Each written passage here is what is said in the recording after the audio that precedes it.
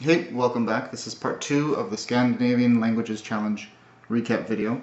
After I made the first video, I realized there were more things I wanted to share with you. So, here's some more things I want to talk about. I want to talk about time management, my resources that I used for the challenge, and then I'll talk a little bit about the languages and compare them, just a bit. So first of all, the time. The thing about learning a language on your own is that you have to make time for it. And I have a full-time job as a teacher. I have a family, 2 children, and a wife that I need to pay attention to from time to time also. And so I just don't have that many hours per day to do what I want. So usually it's at night after people have gone to bed. So because of this, and because I was doing 3 languages at once, I really had to be efficient with my time. If I didn't feel like it was helping me, I didn't do it. I didn't spend time with it. I didn't waste any more time with it.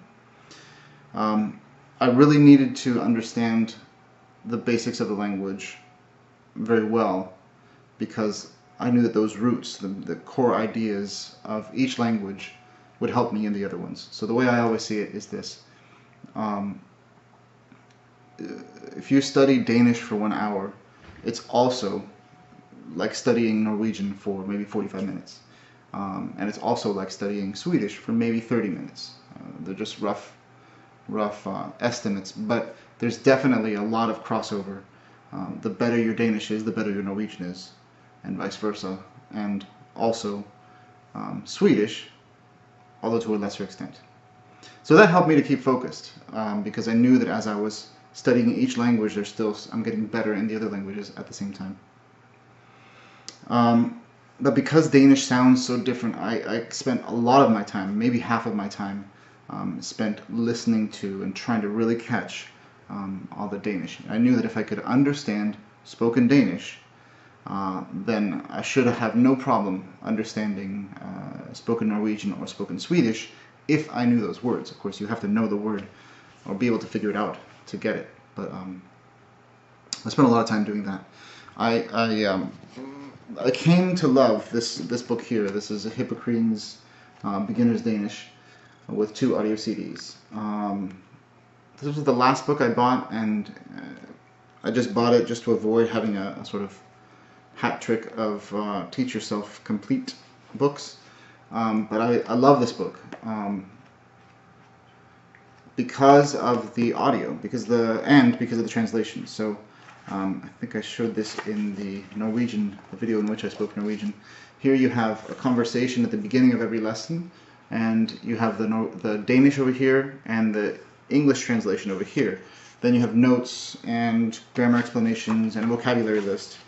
Also, the CD speaks each dialogue twice, so it'll have the dialogue at full normal speed, and then again with pauses, with gaps, intending for you to repeat it. Well, what I would do is I would do dictations first with the slower, chopped up conversation. I would still have to rewind it, but that dialogue, and then go back, and when I was confident enough, go back and do a dictation on the full speed Danish dialogue, and that helped me so much, so much that I'm going to do another video just talking about that process.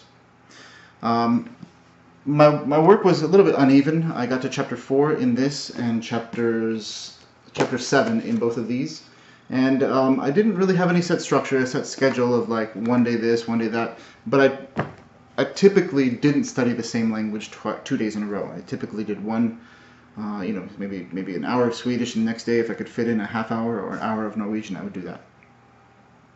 If I ever had a chance to grab someone or something to help me, then I would definitely spend time with that.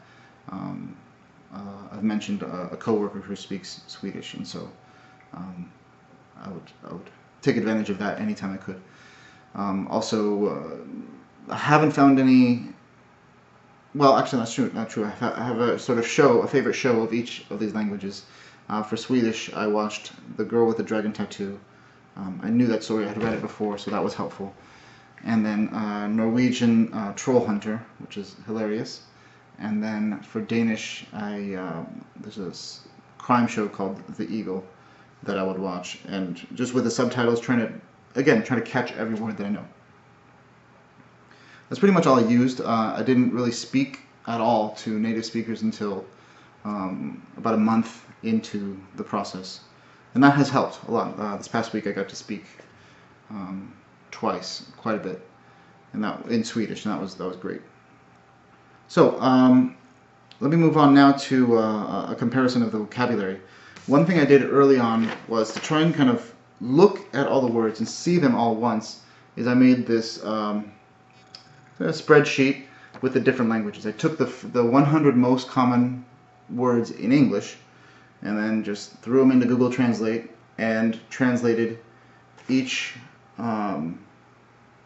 group. So we have nouns here, verbs here, adjectives and prepositions. So it's things like, for nouns, time, person, year, way, day, thing, man.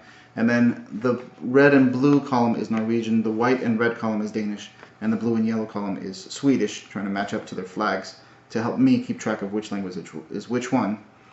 So, you have time, tid, and tid.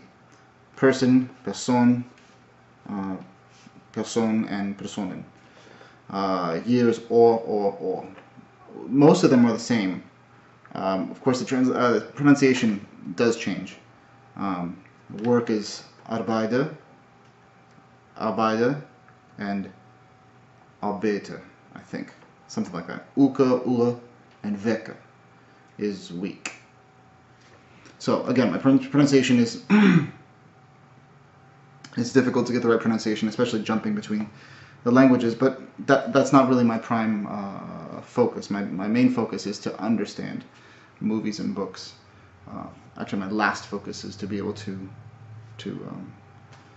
pronounce things perfectly. But that just comes with any kind of conversation. As soon as you start talking to someone, you'll hear how they say those words, and you'll mimic them back. Another cool thing about studying these languages is that since they are related languages, you will occasionally find words that are related to words that you know in English that you hadn't even thought about. For example, there's this word å bruke in Norwegian, which is to use, and I realized that word shows up in English in only certain phrases. Stockbroker is one. Stockbroker is a person who does or uses or works with stocks.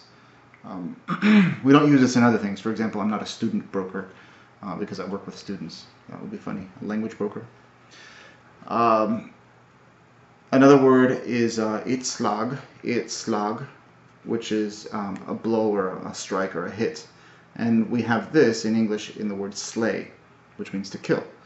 In fact, slagen is defeated or destroyed, and that would be slain in English, which of course means killed. But still, they come from the same root there. Another cool one is the English. Sometimes you'll figure out an English word, the meaning of an English word, from the Scandinavian language. So Yuletide in English, I think it's in Christmas songs or something, Yuletide. But in Norwegian, the word for Christmas is jul, and the word for time is tid. So juletid is Christmas time. This only shows up in certain certain situations in English. You would never say, "Oh yeah, I love Thanksgiving and Yuletide" in English, but that is what it's related to. Last, here are some examples. This for me is again the hardest part, being able to produce the language. But to show you how similar these are, here we have "Who are you? My name is" in the three languages: Danish, Norwegian, and Swedish. So Danish is something like "Hvem du? Jeg hedder," and your name. Jeg hedder Ruben. Norwegian is more like "Hvem du? Hvem du? Hvem du? Jeg heter." And then Swedish, I think, is more like "Hvem du? jag heter, they don't pronounce the G, jag heter, and then the name heter, jag heter, maybe that's like that, jag heter Ruben. Here's another sort of set of sentences that I like to practice. In Danish, and I have these color-coded, but this is blue plus yellow, because I couldn't do yellow. So Danish is, jeg vil gerne tale på dansk. Jeg vil gerne tale på dansk. Norwegian is, jeg vil gerne snakke på norsk. Jeg vil gerne snakke på norsk. And then Swedish is, jag vill prata på svenska. Jag vill prata på svenska. Jag vill prata på svenska. So I have to sort of switch my brain into that mode, or at least I think what I'm doing is sort of creating an echo of other people speaking that language, to sort of get my brain into that mode and approximate the accent. So as you can see, it's not great, but I can differentiate a little bit in production between the three languages. Definitely when I'm hearing them, I can tell them apart. What did I say this? Oops. All right, well that's it. I hope you study these languages too. They're really fun, and it's definitely an easy set of languages to study if you are an English speaker. It's a lot of fun, and it's kind of like, because they're Germanic languages, if you speak English, it's like, I don't know, it's like going to your cousin's house and seeing how they do things there. It's like familiar. Everything is familiar, but a lot of things are different. Some things are very easy, like conjugation. If you're used to studying many other languages, Arabic, Spanish, Italian, French, a lot of your time is spent with conjugating words correctly. There's very, very little of that in Scandinavian languages. Basically, an R is placed at the end of present tense words that you can't hear, but it's there. And then you deal with, a lot of your time is spent dealing with irregular past tenses, like få and fick is get and got in Swedish. And yeah, so a lot of time is spent kind of keeping those straight and working with those verbs. Anyway, I hope you give it a shot. If you're looking for a new challenge for yourself, I hope you do it, and please let me know how it goes for you, what kind of progress you have. If I can give you any more advice, or if you answer any more questions, I would love to. That's it. Happy studying.